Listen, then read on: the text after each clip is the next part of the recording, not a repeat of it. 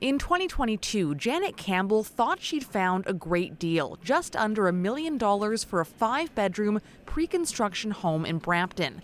The home advertised to her, part of a real housing project by Paradise Developments, sold to her by a man she was introduced to by a friend. When he talked about it, it sounds so real and interesting, and it was something easy to do. So I said, well, why not?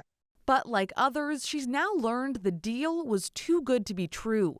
Back in 2022, CBC Toronto investigated what appeared to be a scam.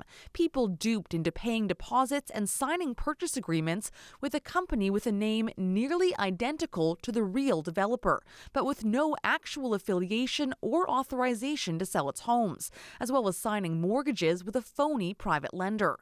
At the time, one buyer's closing date had already come and gone, and she never got the home she was promised.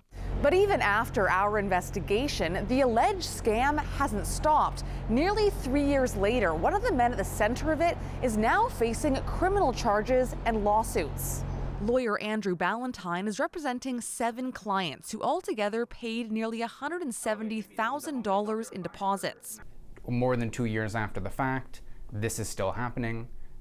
One of the clients who I now have signed their purchase agreement in May of last year. So this isn't something that stopped. They didn't stop taking deposits in 2022 when sort of pressure, I would imagine, pressure started to mount for them. That lawsuit alleges Moise Counoir of Brampton misrepresented himself and was directly involved in collecting deposits. In a statement of defense filed last week, Counoir's lawyer says he denies allegations of fraud, saying he was simply acting as a sales associate, making reference in the defense to his superiors, and that he believed the transactions were lawful and legitimate, though he admits he did represent himself as president of a company that would offer mortgage financing. That company is not registered in Ontario. The statement of defense also says Counoir partially refunded 3 of the plaintiffs. There's also another lawsuit from an alleged victim out nearly $100,000. And Counoir's also now facing criminal charges for allegedly defrauding yet another victim, also related to a real estate transaction. Counoir has not responded to our questions about those allegations.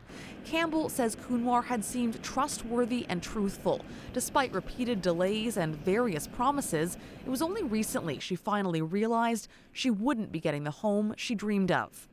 He took me to the site to see the home, but it wasn't my home. I don't know whose home it was, but it wasn't mine. Now she says her savings are gone, and so is her sense of trust. Sarah McMillan, CBC News, Toronto.